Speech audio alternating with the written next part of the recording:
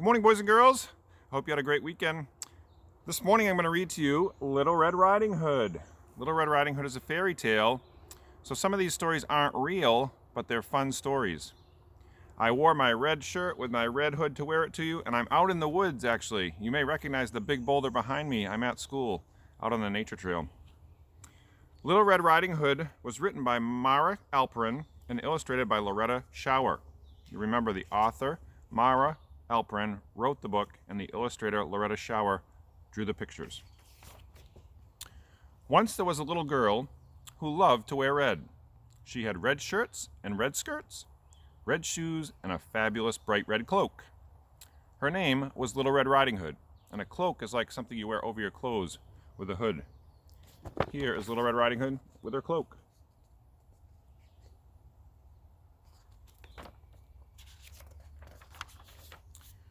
Early one morning, Little Red's mother packed up a basket.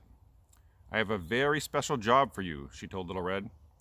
"Granny is feeling poorly. Will you take her this fresh fruit?" "Of course," cried Little Red, and she put on her favorite cloak and kissed her mother goodbye.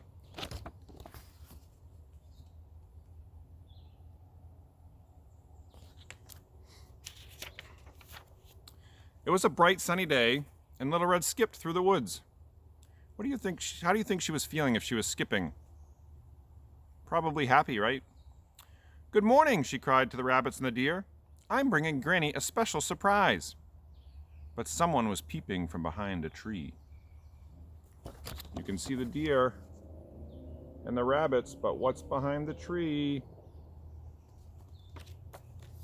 We'll find out. A big, hungry wolf. "Good day," growled the wolf. "What are you doing in the woods all alone?" "I'm taking this special basket of fruit to Granny," Little Red replied. Yuck, thought the wolf. He didn't like fruit. He liked to eat tasty little girls. Do you think that's true? Remember, it's a fake story. So the wolf thought up a plan, a horrible, clever plan. "Why not pick Granny some lovely flowers?" he said. "Good idea," said Little Red. But as she started gathering daisies, the wolf raced down the path toward Granny's house. What do you think the wolf is doing, boys and girls? The wolf knocked at Granny's door with a thud, thud, thud. "Is that you, Little Red, my dear?" called Granny. "Yes," squeaked the wolf. "Let me in, it's breakfast time." "Oh, goody," said Granny, opening the door. "What are we having for breakfast?" "You!" cried the wolf. Ooh. There's the wolf knocking at the door. And there's Granny opening the door. Probably pretty scary. "Arg," yelled Granny. "You're not Little Red." And she slammed the door right on his big furry nose. "Ow, ow, ow!"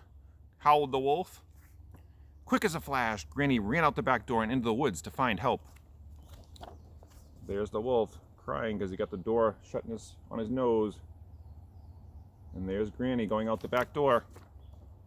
Hopefully she can find some help. "Horrid old Granny," the wolf growled, rubbing his nose. But now he could put his terrible plan into action. What is the wolf doing right there, boys and girls? What do you think he's doing? So when Little Red knocked, tap, tap, tap, on Granny's door, it was a deep, scratchy voice that answered, "Come in, my dear." There's Little Red at the door with the daisies she picked.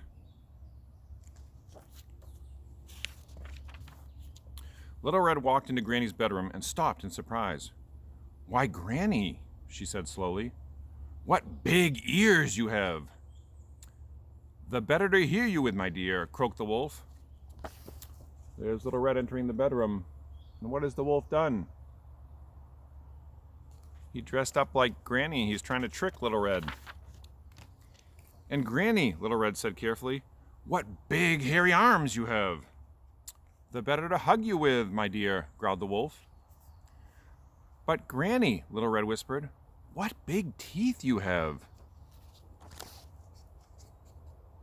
What do you think the wolf's going to say, boys and girls? "The better to eat you with, my dear," snarled the wolf. And she pounced at Little Red. Uh-oh, this is the scary part, right, boys and girls? What do you think's going to happen? Just at that moment, the door burst open. In rushed Granny with the woodcutter. "Stop right there," yelled Granny. "Put her down," bellowed the woodcutter, "or we'll chop you up and turn you into a birdhouse." With a terrified howl, the wolf jumped out the window and ran far, far away, never to return. It was a close call for Little Red, but Granny and the woodcutter came back, and they saved her. Little Red hugged Granny tight. "I'm so glad you chased the wolf away," she said, and she gave Granny the basket of fruit. "What a day of excitement," laughed Granny. "Now let's all have breakfast." And there's Granny hugging Little Red and the woodcutter. I hope you enjoyed the story, boys and girls. You're going to be talking about this one this week. I hope you have a great week. Take care.